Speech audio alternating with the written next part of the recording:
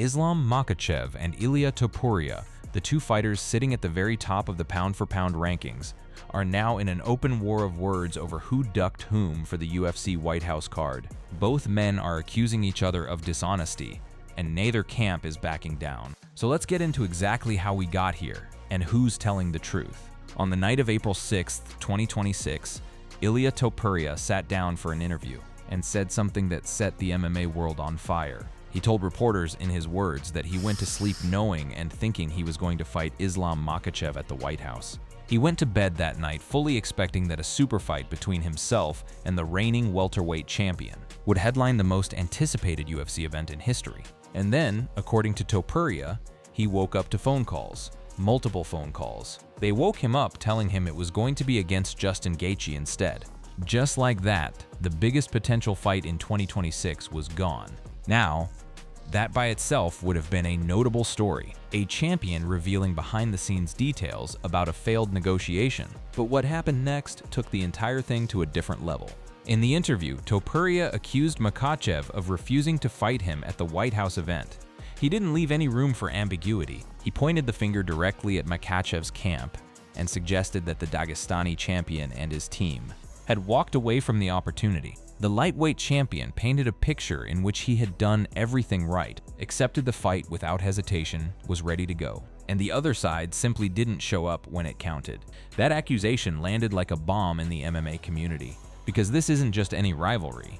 A bout between Makhachev and Topuria is generally considered the best fight UFC could make in 2026, pitting the top two pound-for-pound ranked fighters against one another. These aren't two contenders trading barbs on social media for attention.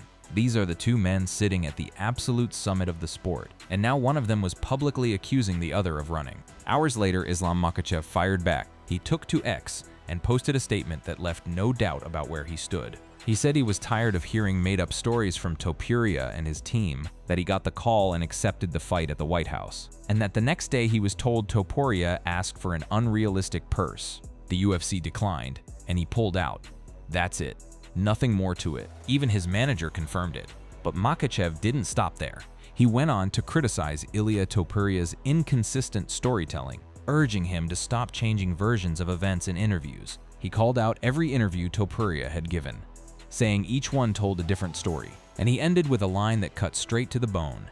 You pulled out, and you know it. So here we have two UFC champions, both holding gold in different weight classes, both publicly accusing each other of cowardice and dishonesty. What is fully public is that the two most compelling fighters in the sport are now publicly accusing each other of dishonesty before they have ever shared a cage. To understand how we got to this point, two of the greatest fighters on the planet calling each other liars, we need to go back and trace the chain of events that created this mess in the first place. The roots of this rivalry stretch back further than the White House negotiations. Both Islam Makhachev and Ilia Topuria were building their legacies on parallel tracks that everyone in the sport knew would eventually converge. In January 2025, Makhachev defeated Renato Moicano by first-round submission at UFC 311. In his fourth defense of the UFC lightweight title, the protege of UFC Hall of Famer Khabib Nurmagomedov broke the previous record for most lightweight title defenses in UFC history. He had cleaned out the lightweight division so thoroughly that there was nothing left for him there.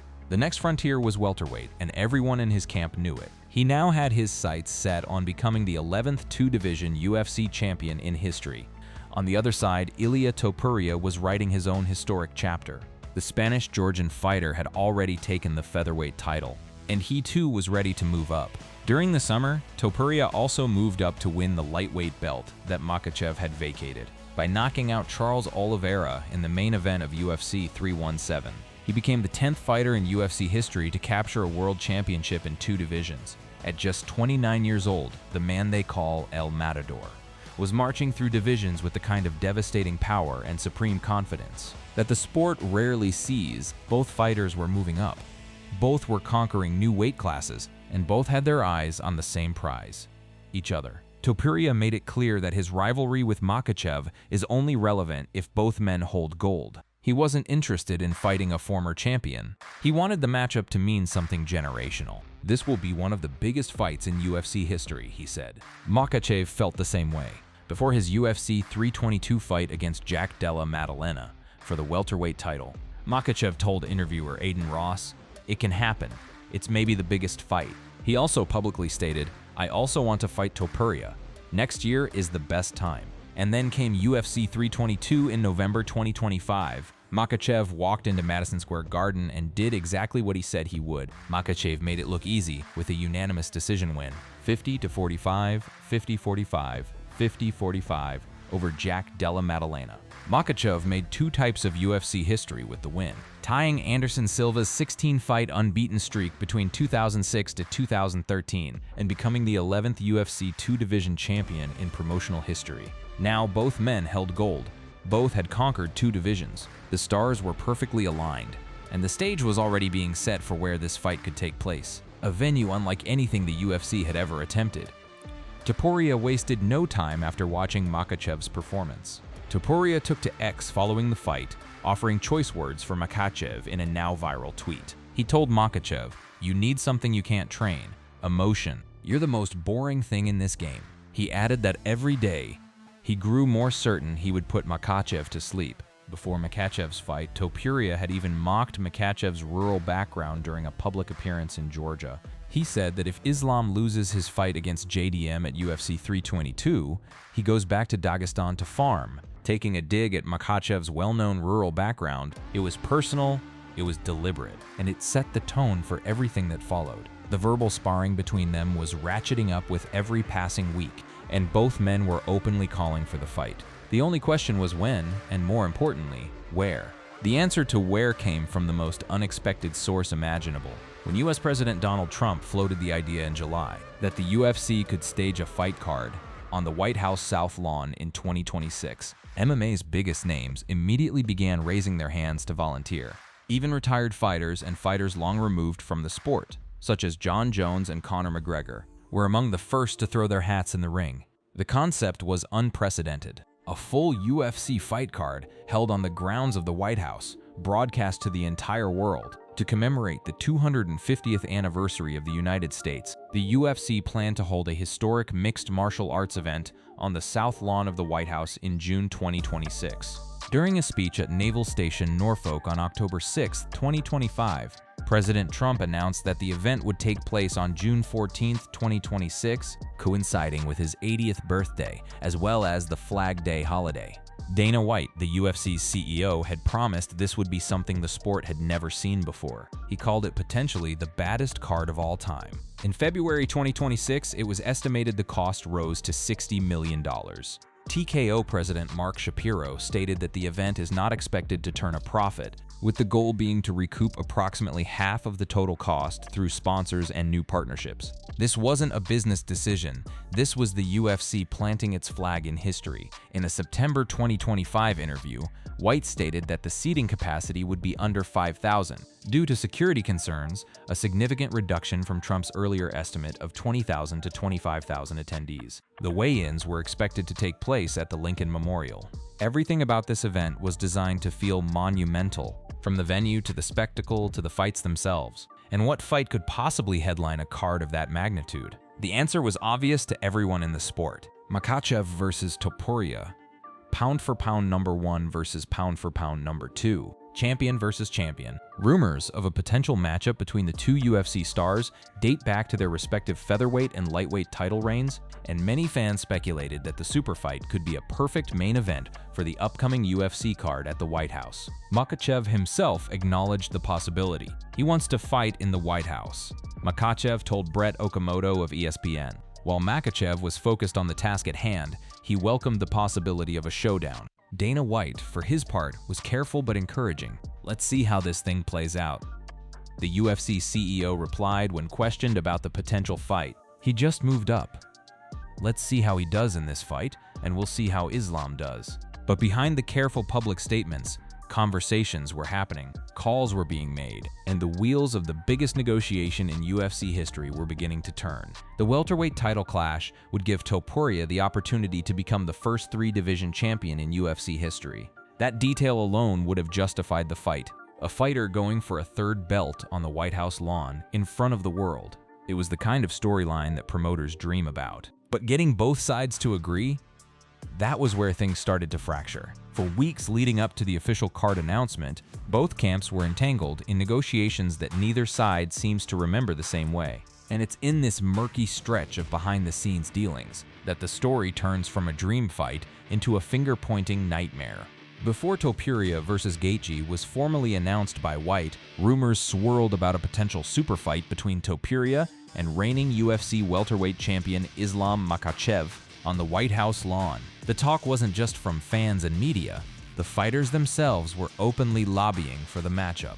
And insiders suggested it was being seriously discussed by UFC brass. Then, in early March, Topuria took to social media with a detailed account of what he says happened. He wrote that he always knew he would be part of the White House event, and that even when the UFC told him at one point that they wouldn't count on him for the event, he knew it was part of the negotiation. From his side of the story, the UFC initially told his camp that he might not be on the card. But then, the call came.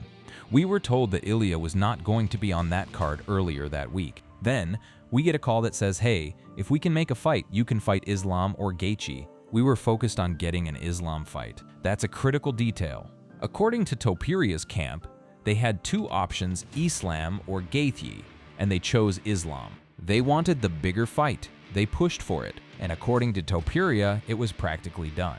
It was very, very close, Topuria said.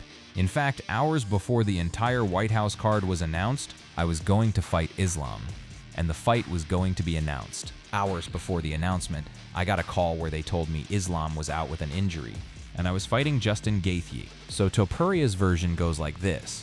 Everything was agreed upon. Islam pulled out at the last second due to injury, and Gaethje was slotted in as a replacement.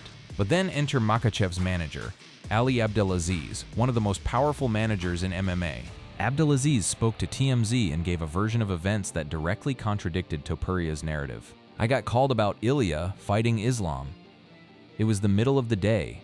Islam was sleeping and I was excited about it, but that excitement didn't last. After that, I got called back. Never mind, the fight's not gonna happen. Even before I talked to Islam. Think about that for a second. According to Abdelaziz, the deal fell apart before Makhachev even knew it was on the table. Ali alluded to Ilia asking for too much cash, which was clearly a non-starter for the UFC. Then came Topuria's next public statement, where the narrative shifted slightly yet again. Once again, Islam comes up with an excuse. This time, it's an injury. But wait, earlier he had claimed the deal was done and Islam pulled out due to injury. Now he was framing the injury itself as an excuse rather than a legitimate reason, while Topuria claimed this time that he was unaware of the reason behind Makhachev's not accepting the fight. In a recent tweet, the 29-year-old claimed that the Dagestani pulled out due to an injury. The story was shifting, and Makhachev noticed after Topuria versus Gaethje was announced, it was revealed that Makhachev is dealing with a hand injury that has indefinitely postponed his targeted octagon return timeline. UFC CEO Dana White recently revealed that Makhachev is dealing with a hand injury. So there was an injury, but was that the reason the fight fell through, or was it money? Both sides pointed fingers in opposite directions, and the truth seemed to depend entirely on whom you asked.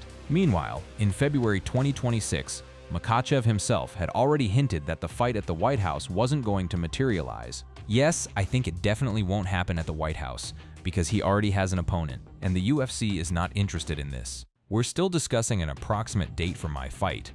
Even if it's not at the White House, it'll be around that time. I'm not ruling out the White House option either. As of today, that's the most likely scenario. The picture was messy, timelines overlapped, statements contradicted, and in the middle of it all, two champions were building a rivalry that was becoming more personal with every public exchange. And then came April 6th, 2026, the night that blew the whole thing wide open. Topuria's interview with Marca set the stage. He went to bed expecting he would face Islam Makhachev, and in the interview he revealed how he was taken off guard the next morning. When multiple calls informed him that the opponent had changed, I went to sleep knowing and thinking I was going to fight Islam. He painted a vivid picture of disappointment, of a fighter who did everything right, only to have the rug pulled from under him while he slept. But Makhachev had reached his breaking point. The Ilia Topuria versus Islam Makhachev fight that never got made was now generating almost as much heat. As the actual booking that replaced it, the Dagestani had clearly heard enough of the public narrative surrounding how the White House card's lightweight picture developed. He directly corrected the version being circulated. His post on X was surgical.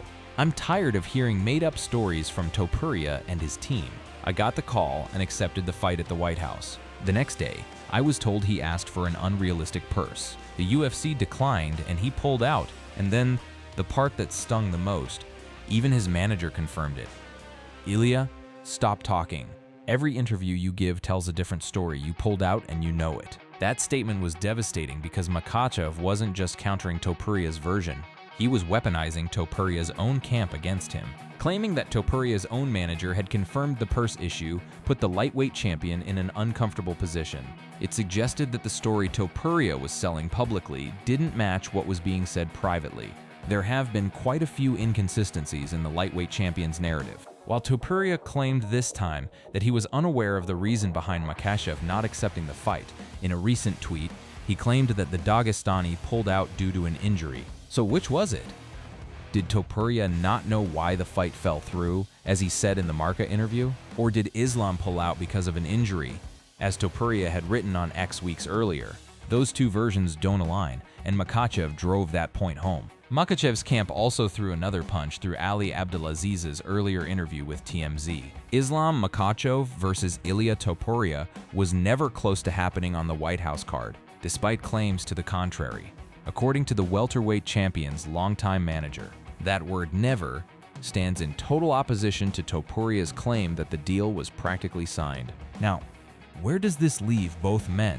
UFC lightweight champion Ilia Topuria will unify titles with interim champion Justin Gaethje in the main event. The White House card is set, a UFC lightweight championship title unification bout between current champion Ilia Topuria and current two-time interim champion Justin Gaethje is scheduled to headline the event. An interim UFC heavyweight championship bout between Alex Pereira and Cyril Gane is scheduled to serve as the co-main event. The card exists, and it moves forward without the super fight that everyone wanted. For Makhachev, the timeline has been pushed back. Earlier, manager Ali Abdelaziz said the fight was already set for July and presented it as final. But now White says that is wrong and says the fight will happen in August instead. For the fighters waiting for their title chance at welterweight, August is now the month to look at.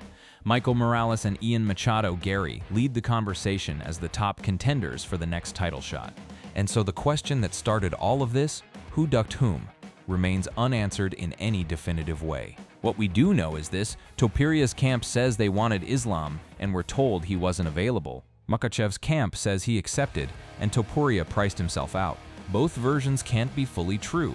Somewhere in the middle, a negotiation collapsed, and the biggest super fight in the sport evaporated overnight. It seems a near certainty that both the Topuria and Makhachev camps will continue pointing fingers at one another regarding why a matchup between the two fighters didn't materialize for the summer. But here's the thing that makes all of this so fascinating. This rivalry is getting more combustible with every exchange. Every accusation, every social media post, every interview clip is adding fuel to a fire that will eventually have to be settled inside the octagon. Topuria is undefeated at 17-0. Makhachev hasn't lost in over a decade. Makhachev and Topuria are the very best the promotion has to offer. Reigning UFC champions, two division champs, and the active top two pound-for-pound fighters. There is no fight bigger than this one. Colby Covington said that Topuria matches up exceptionally against Makhachev. He's a big, strong guy with a low center of gravity, so he's going to be very hard to take down and hold down. The stylistic intrigue is off the charts. Makhachev's smothering grappling and relentless pressure against Topuria's devastating knockout power and iron chin. It's the kind of fight that defines eras. And whether it happens at the White House, in August, or at some point later in 2026, one thing is now certain. When these two men finally step into the cage, it will carry the weight of every accusation, every tweet, every interview, and every broken negotiation. This isn't just a super fight anymore. It's personal, and personal is what sells in this sport. The truth about who ducked whom, it might not matter in the end. What matters is that both men are now circling each other with a level of animosity that guarantees one of the most violent and emotionally charged fights we've ever seen. Whenever it finally happens,